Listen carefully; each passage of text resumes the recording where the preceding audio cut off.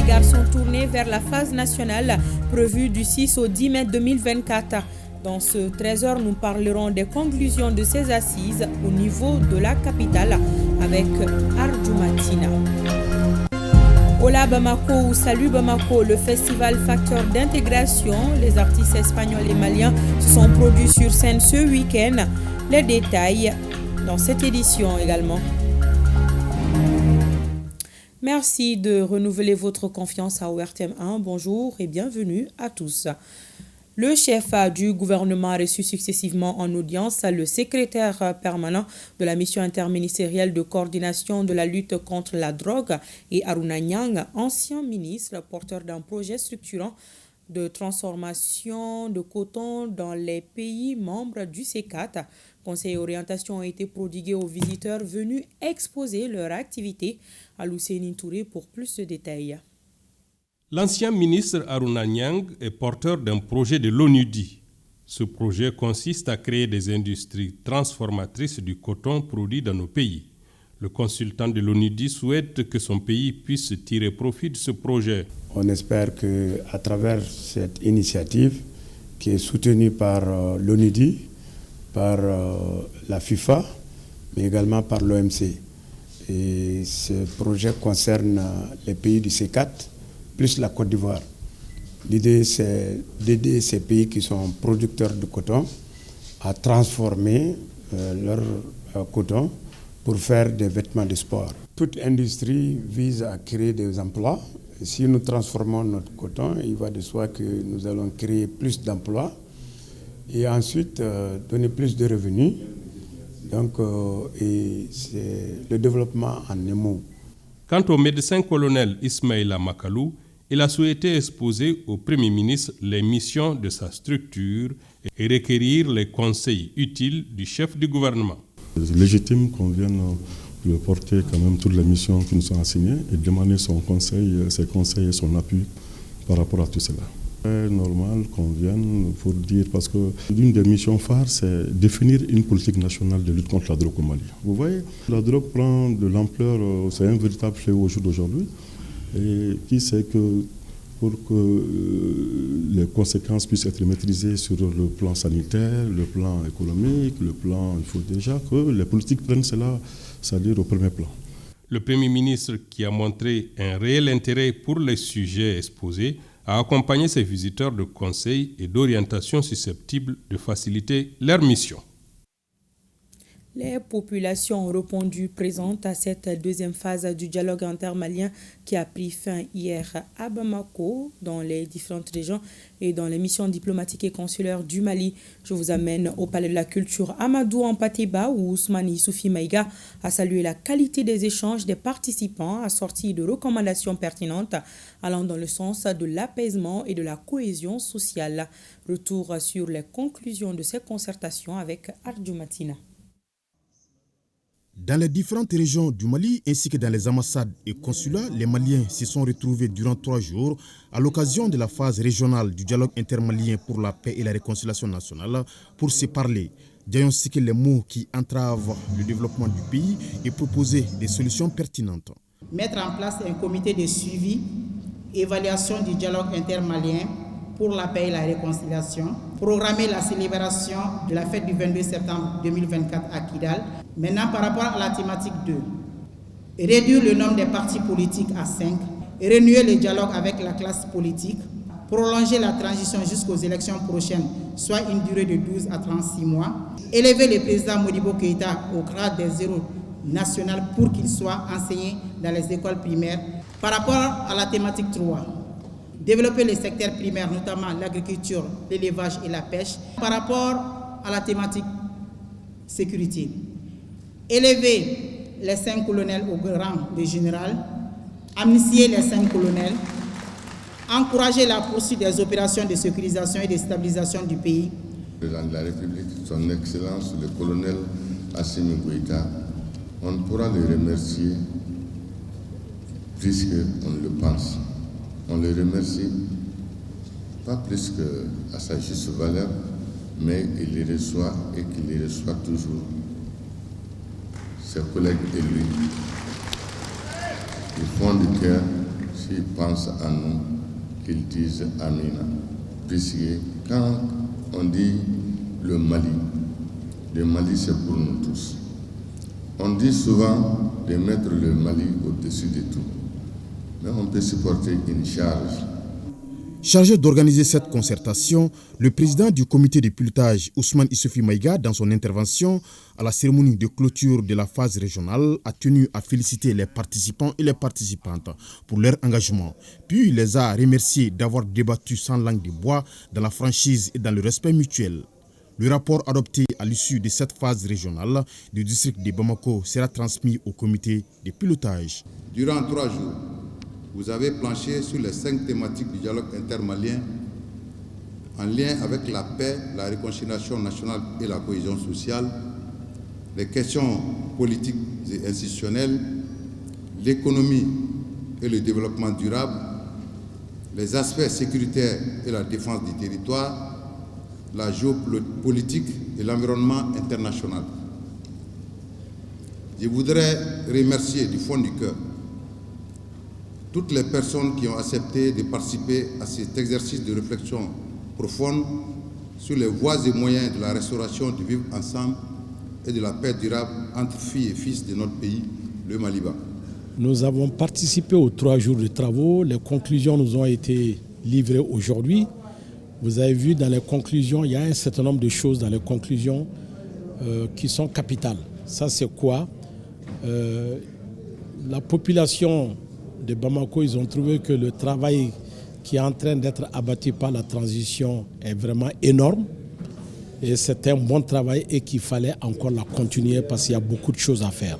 Et en plus de ça aussi, il a été demandé aussi que Modibo Keïta soit réhabilité davantage.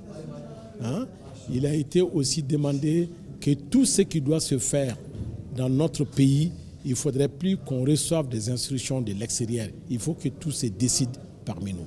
J'ai participé et je trouve que c'est des belles recommandations. Maintenant, nous allons attendre la synthèse générale. Tout comme la phase communale, l'étape régionale qui vient de s'achever s'est déroulée dans une ambiance empreinte de convivialité et d'esprit patriotique.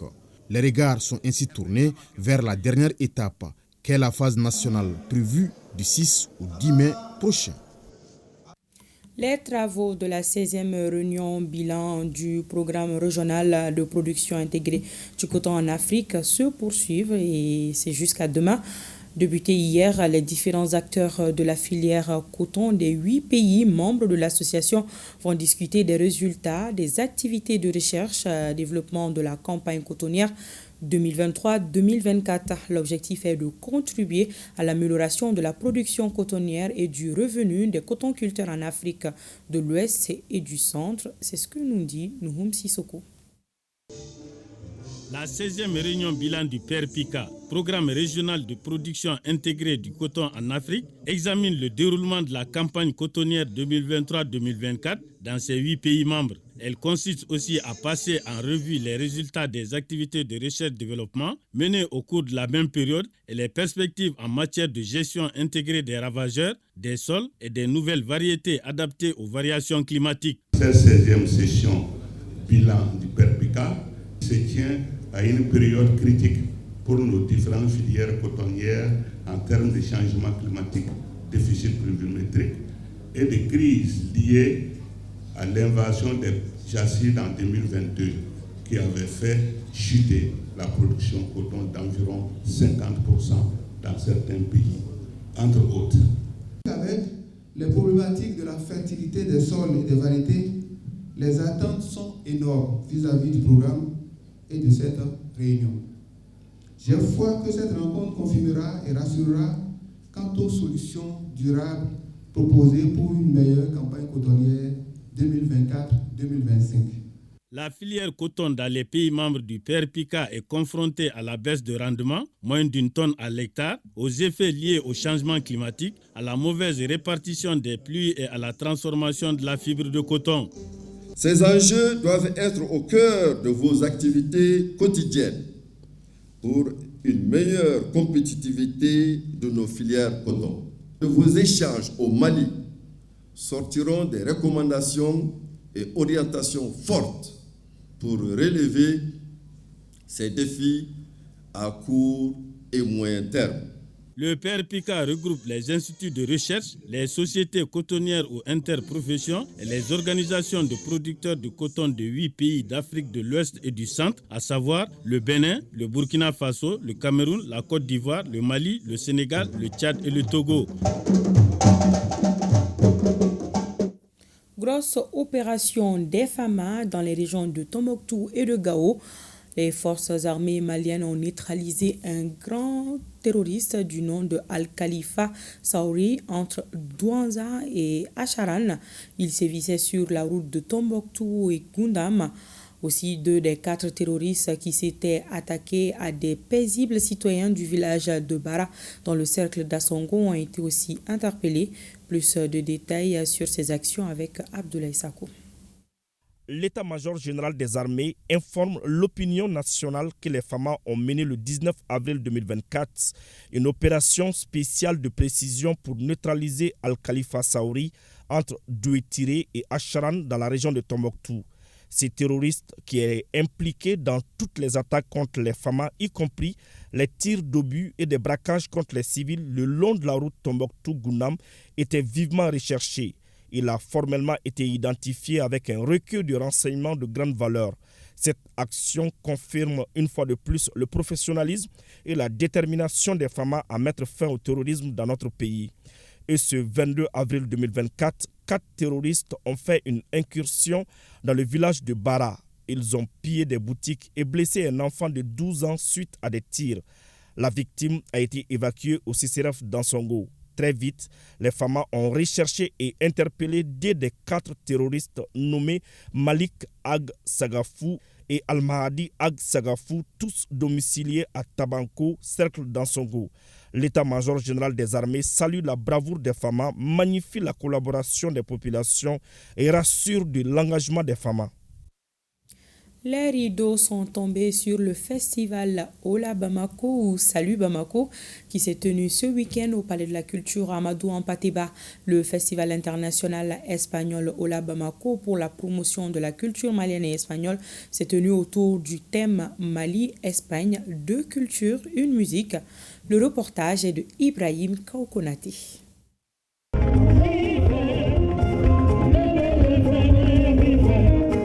Ce festival de brassage culturel espagnol est un cadre d'expression pour les artistes maliens et espagnols. Il vise à promouvoir la musique. La 7e édition a tenu toutes ses promesses. Le public malien a fait une présence extraordinaire cette année. On est vraiment reconnaissant parce que c'est grâce à eux que le festival a pris l'ampleur qu'a pris ces dernières années. C'est vraiment impressionnant l'engagement des artistes maliens et les Espagnols aussi, bien sûr. Maliens et Espagnols, main dans la main et dans la plus grande communion, ont célébré la musique et les musiciens.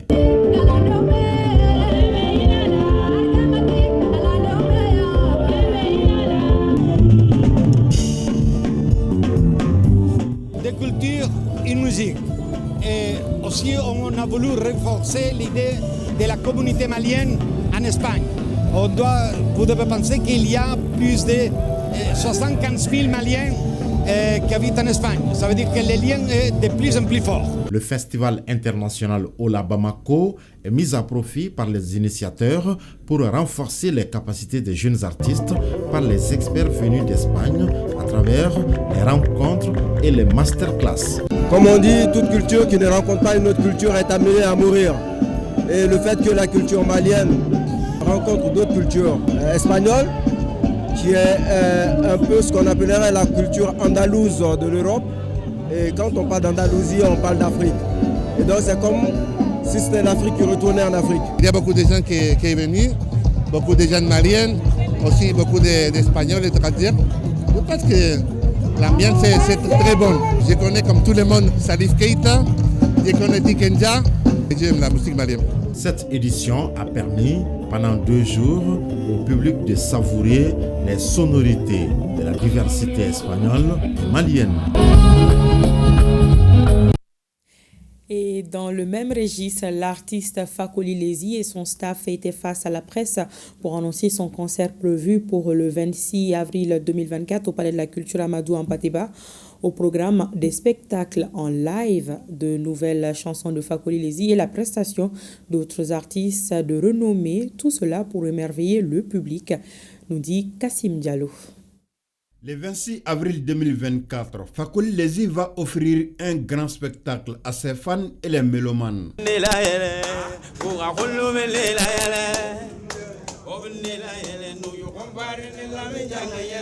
C'est un véritable défi à relever car il s'agit de son tout premier concert de grand public. Ce concert, organisé par son staff, vise à booster la carrière musicale du jeune artiste Fakoli Lezi. Ça fait un beau moment que je suis dans le game. C'est un public qui me suit. C'est un staff qui est là derrière moi. Tout le monde veut la réussite de son artiste. Tout le monde veut la propulsion de son artiste. Raison pour laquelle on a eu une occasion, c'est-à-dire après la réussite d'un chef d'œuvre, on a décidé de faire quelque chose de ce succès. Donc on ne pouvait pas passer cette vague-là. Donc le public a réclamé, les fans ont réclamé et moi personnellement, je me suis senti prêt sur tous les points de faire un concert, un très bon spectacle. Raison pour laquelle j'ai décidé de faire le spectacle. Fakoli Lezi, de son vrai nom, Sori Doumbouya, est un artiste, chanteur et rappeur. Il a pour style le rap mandingue. Pour sa jeune carrière musicale, Fakoli Lezi dispose de 3 albums. Nous, on veut faire quelque chose de nouveau qui peut donner l'exemple à la nouvelle génération de suivre nos traces. Parce que comme vous avez essayé de le constater, on a commencé dès l'annonce du concert à faire des répétitions en live. Et on veut vraiment faire un très bon spectacle pour les fans de l'artiste. Et puis, espérons que ça va servir de leçon pour la nouvelle génération. Ainsi, pour ce concert prévu le 26 avril au Palais de la Culture Amadou Hampâté-Bâ, les organisateurs invitent le public à sortir massivement et promettent plusieurs surprises aux fans de l'artiste. Semaine agricole de Ségou, objectif donner un coup de pouce aux activités agricoles. Cette deuxième édition connaît la participation de bon nombre d'acteurs du secteur. Au menu de ces 3 jours de forum, on note entre autres l'exposition de savoir-faire des acteurs, la NU culinaire et culturelle, nous dit Honoré Tchenou et Bassi Traoré. L'entreprise de prestations agricoles du Mali et ses partenaires ouvrent les activités de la deuxième édition de la semaine agricole de Ségou. Il s'agit pour eux de contribuer au développement de l'agriculture. Le thème de cette deuxième édition est « Changement climatique pour la productivité agricole au Sahel ». L'entreprise de prestations agricoles du Mali attend perpétuer la semaine agricole de Ségou pour le renforcement des capacités du système des marchés de la chaîne de valeur. L'atteinte de cet objectif global passe par susciter un esprit d'organisation et de planification dans la gestion du développement de l'agriculture durable dans la région de Ségou. Contribuer à la réduction de la pauvreté des couches vulnérables, jeunes et les femmes. Au programme de cette deuxième édition, exposition de production agricole, conférences débat, NU culinaire et culturelle. 3 jours de foura permettront d'alimenter les échanges entre les techniciens et acteurs innovants du secteur de l'agriculture. Je reste convaincu que les différents cadres d'échange qui seront animés vont se traduire par des propositions de solutions constructives et réalistes, à même de contribuer significativement à l'aplanissement des contraintes climatiques pesant sur notre système agricole. La semaine agricole de Ségou, c'est aussi une opportunité de création des liens de formation et de commercialisation durable pour les acteurs agro-silvopastoraux et halieutiques de la région de Ségou. La mort a frappé à la porte de l'ERTM où Moumberté n'est plus.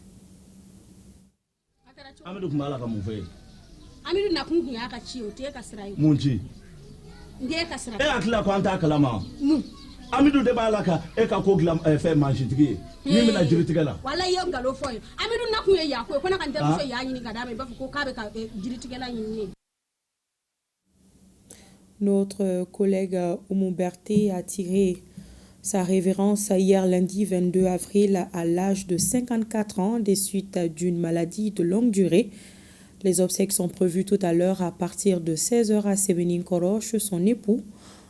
Administrateur des arts et cultures, Oumou Berté a intégré la fonction publique le 19 janvier 2024 et affecté au ministère de la Culture la même année. Elle a intégré l'ORTM le 12 novembre 2012. Oumou Berté a animé plusieurs émissions au niveau de la radio rurale, notamment Poikampoui, Aonitié. Elle a également été reporter et présentatrice du journal en langue nationale bamanankan sur ORTM 1. Voilà, ainsi va la vie, que son âme repose en paix. C'est la fin de cette édition. Merci de votre attention. Au revoir.